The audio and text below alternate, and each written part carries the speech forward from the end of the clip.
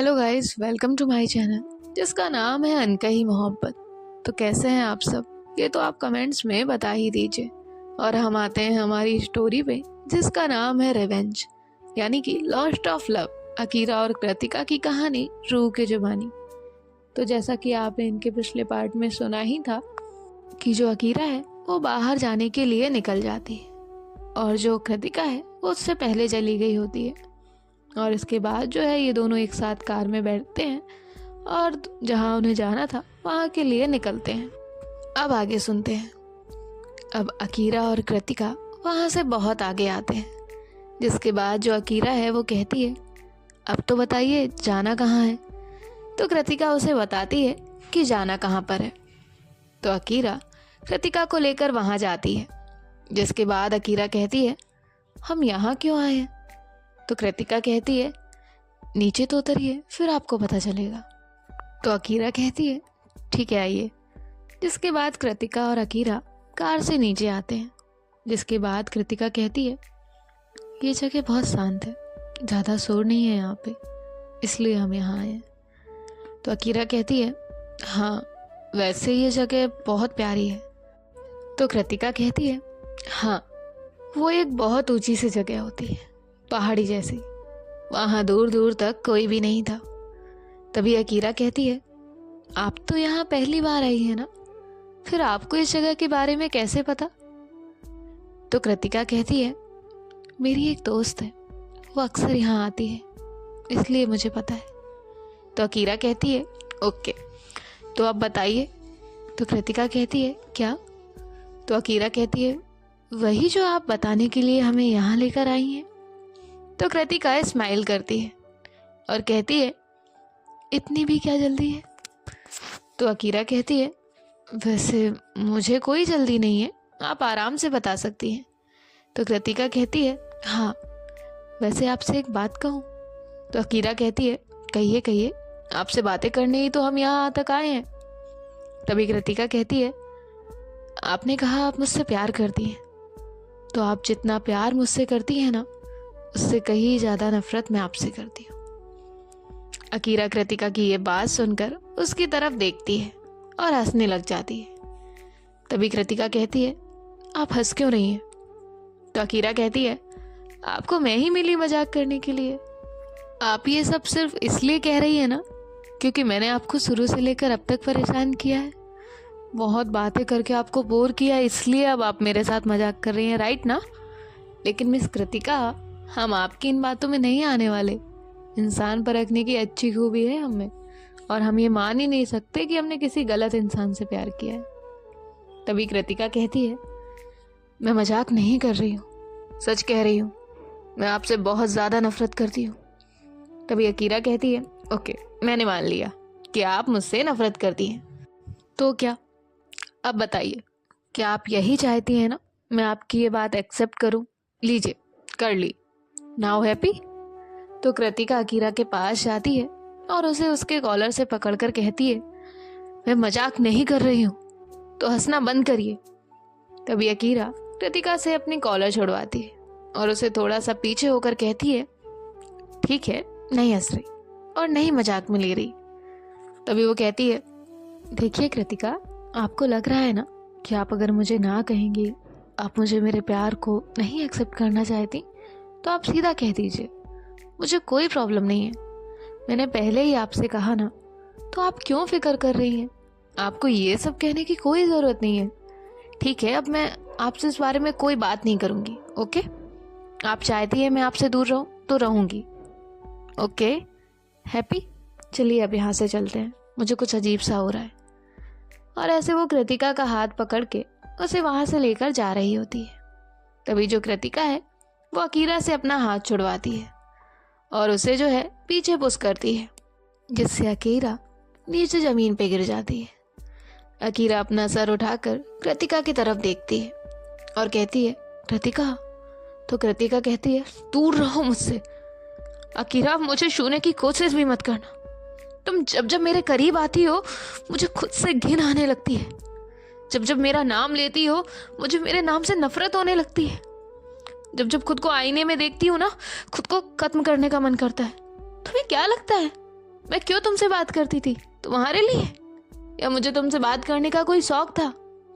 मैं अपने मतलब के लिए तुमसे बात करती थी। मुझे तो तुम्हारे नाम तक से नफरत है।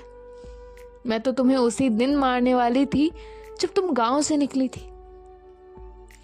जब यहाँ अकीरा ये सुनती है कि कृतिका अकीरा को मारने वाली थी, वो एक्सीडेंट किसी और ने नहीं बल्कि कृतिका ने कराया था, तो उसके पाँव के नीचे से तो जमीन ही खिसक जाती है। अकीरा अपनी जगह से खड़ी होती है और कहती है, क्या वो एक्सीडेंट तुमने कराया था? तो कृतिका कहती है, हाँ मैंने ही कराया था। वो तो तुम्हारी किस्मत अच्छी है कि तुम उस वक्त बच गई, लेकिन आज तुम नहीं बचोगी। आज यहाँ ना तुम्हारी किस्मत तुम्हारा साथ देगी और ना ही तुम्हारे अपने, ना तुम्हारे दोस्त आएंगे ना ही तुम्हारे वेल विशर। याद तो होगा ना तुम्हें तुम्हारे साथ हुए सारे हादसे। जब कृतिका ये कहती है, जिसके बाद अकीरा को पिछली सारी बातें याद आती है। जब वो यूएसए में थी तब भी उस पर कुछ अटैक्स हुए थे। जिसके बाद अकीरा कहती है, क्या वो तुम? लेकिन तुम्हें? तभी कृतिका कहती है, तुम्हें अपने दिमाग पे प्रेशर डालने की कोई भी जरूरत नहीं है। तुम्हारे सारे सवालों के जवाब दिए बिना मैं तुम्हें नहीं मारूंगी। क्या लगता है तुम्हें? तुम मुझसे बात करने खुद अपनी मर्जी से आई हो?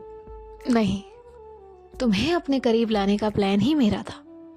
तुमसे बात हो सके इसलिए मैंने पहले सारा से दोस्ती की, उससे नज़दीकियां बढ़ाई ताकि मैं तुम्हारे घर में एंटर कर सकूं। और यही हुआ। सारा वो मेरी इतनी अच्छी दोस्त बन गई कि वो खुद मुझे तुम्हारे गांव लेकर गई। लेकिन मुझे वहां जाकर कोई मतलब नहीं था। मुझे यहाँ आना था, सिंघानिया मेंशन में। लेकिन जब हम वहां गए तो मुझे पता चला कि तुम तो वहीं आ रही हो। ये तो मेरे लिए सोने पे सुहागा हो गया। मैं इंतजार करती रही कि तुम कब वहां आओगी, और इसीलिए मैं वहां पे मास्क लगा कर रहने लगी ताकि तुम्हें मैं सबसे अलग लगूं और तुम्हारा ध्यान मुझ पे जाए। और जैसे मैंने सोचा वही हुआ। मुझे ये बात तो अच्छे से पता थी कि तुम्हें नॉर्मल लोगों में बात करने में कोई भी इंटरेस्ट नहीं होता है, लेकिन जो लोग तुम्हें सामने से इग्नोर करते हैं उससे तुम्हारा ईगो हर्ट होता है कि कैसे किसी ने अकीरा सिंघानिया को इग्नोर किया। और मैंने तुम्हें वही करना शुरू किया, जिस वजह से तुम खुद मेरे करीब आने लगी। तुमसे ये टॉलरेट ही नहीं हुआ कि तुम्हें द ग्रेट अकीरा सिंघानिया को कैसे कोई लड़की इग्नोर कर सकती है। और तुम मुझसे बातें करने की नई नई टेक्निक लगाने लगी, बहाने बनाने लगी।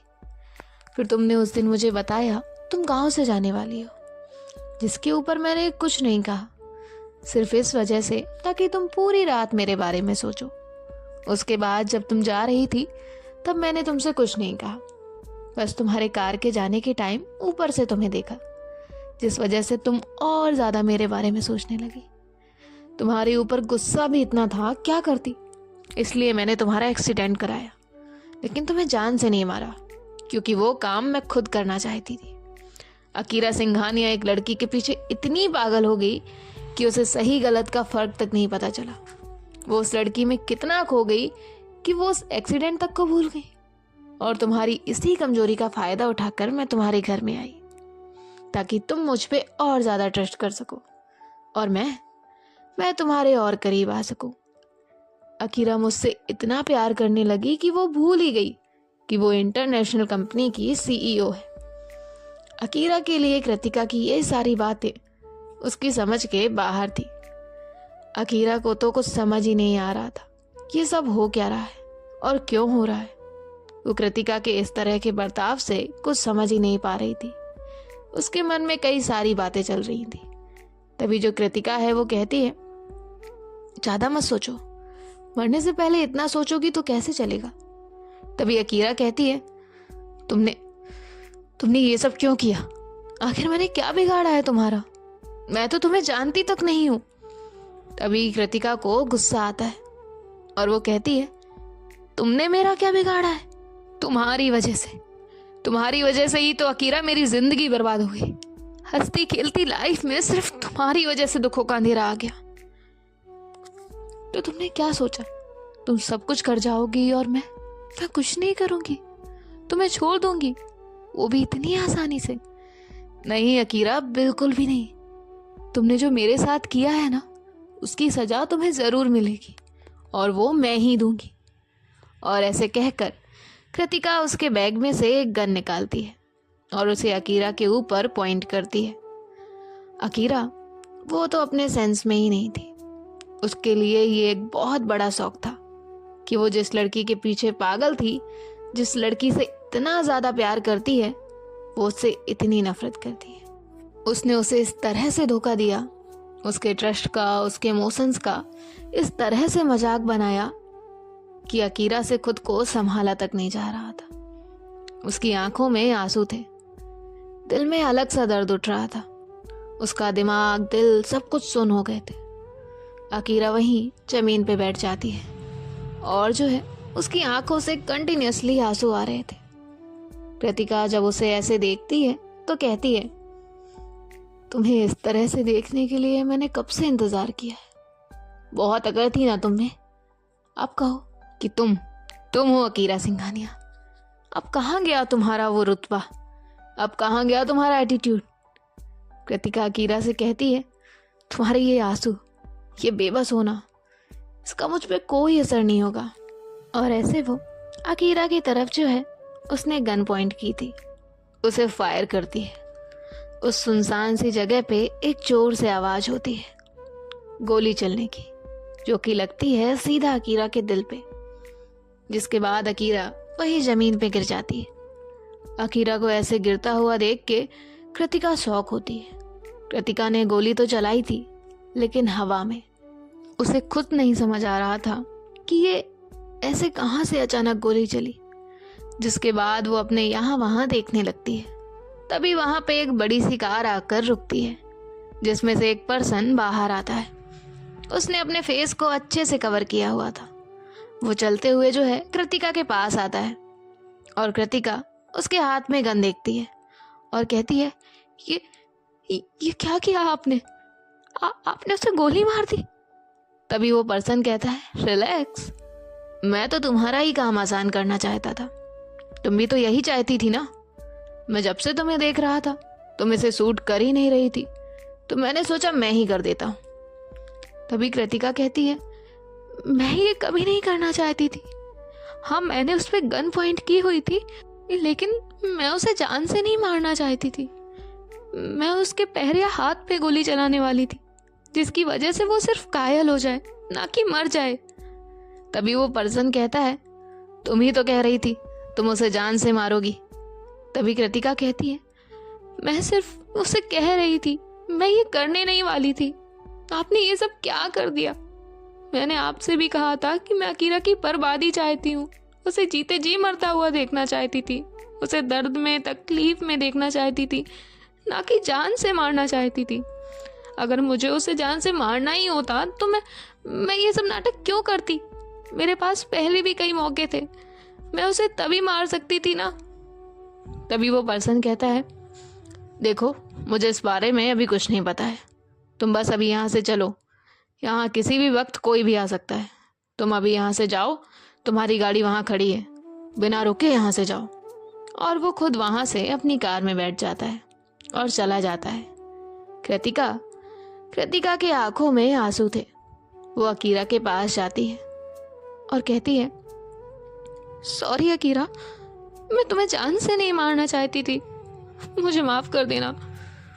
जब कृतिका उसके पास बैठी होती है तो उसकी नज़र अकीरा के फेस पे जाती है।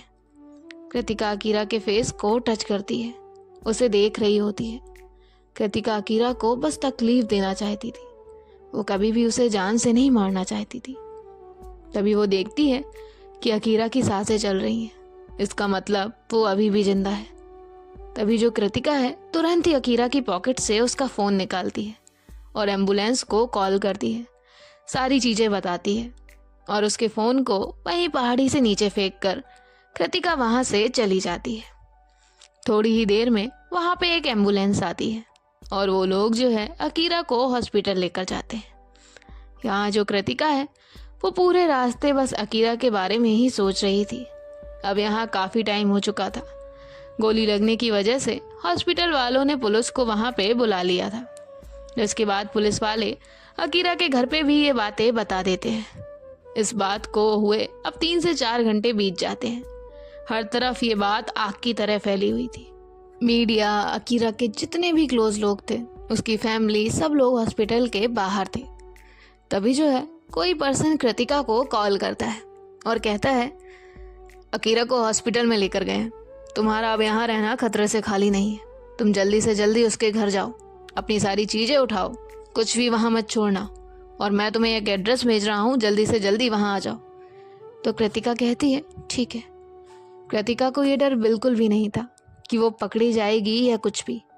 वो तो बस इस बात से खुश थी कि अकीरा को हॉस्पिटल लेकर गए। अब जैसे कि उसे उस पर्सन ने बताया था, वो ड्राइवर से कहकर गाड़ी जो है अकीरा के घर के तरफ लेकर जाने के लिए कह देती है। अब यहाँ थोड़ी देर में जो कृतिका है वो अकीरा के घर पहुंच जाती है। वहां जाने के बाद जो कृतिका है वो अपना सारा सामान लेती है और जल्दी से जो है वहां से चली जाती है। वहीं दूसरी तरफ सब लोग हॉस्पिटल में होते हैं। तभी जो अकीरा के पापा हैं वो कहते हैं डॉक्टर से, क्या हुआ है मेरी बेटी को? तभी डॉक्टर बताते हैं कि अकीरा को गोली लगी है। ये सुनकर वहां खड़ा हर एक पर्सन शॉक में होता है, क्योंकि अकीरा की कभी भी किसी से भी कोई दुश्मनी नहीं रही थी। वो सबसे प्यार से ही बात करा करती थी। डॉक्टर्स जो है अकीरा का ट्रीटमेंट करवा रहे होते हैं और तभी जो है वहां पर प्रिया आती है। प्रिया कहती है, ये सब कैसे हुआ? कहाँ गई थी अकीरा? तो उसकी माँ कहती है,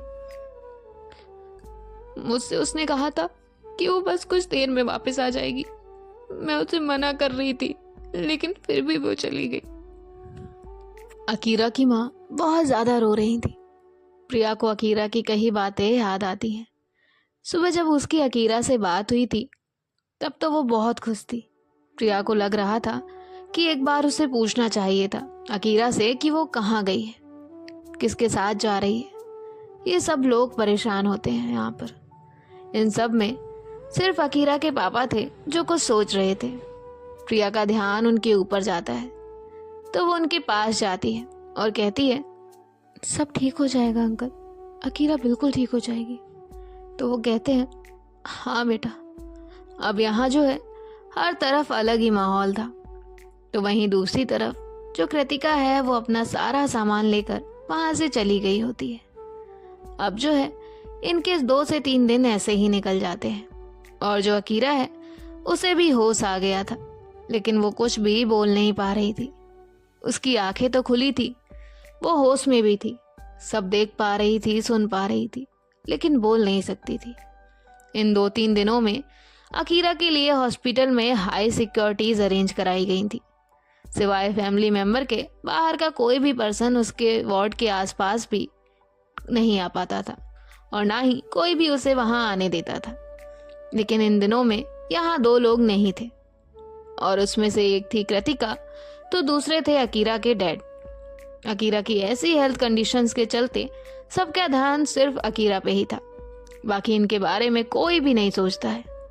अब धीरे धीरे जो अकीरा है उसकी हेल्थ में और भी ज़्यादा सुधार आने लगा था, जिसके बाद उसे डिस्चार्ज भी मिल जाता है और वो घर भी चली जाती है। अब इन सब चीज़ों में काफ़ी वक्त यानी कि 15 से 20 दिन गुजर चुके थे। इस बीच ना तो कृतिका का कोई पता था और ना ही अकीरा के पापा का। ऐसा नहीं था कि कृतिका के बारे में सारा नहीं जानती थी, लेकिन वो किसी से कह नहीं रही थी क्योंकि अकीरा की हेल्थ की वजह से सब लोग पहले से ही परेशान थे। उसमें वो कृतिका की वजह से और परेशान नहीं करना चाहती थी। पिछले कुछ दिनों से सारा रोज कृतिका को कॉल करती थी, लेकिन उसका फोन ऑफ ही जा रहा था। सो गाइस, देखते हैं कि इसके नेक्स्ट पार्ट में क्या होता है और आगे क्या क्या ट्विस्ट एंड टर्न्स आएंगे, ये तो हमें आगे ही मालूम चलेगा। बाकी आपको ये स्टोरी कैसी लगी, इसमें क्या इस पार्ट में पसंद आया, वो सब हमें कमेंट करके बताइए और बाकी अच्छे से कमेंट्स कर दीजिए, हम उन्हें पढ़ेंगे। एंड हाँ, बाय बाय, टेक केयर, ख्याल रखिएगा।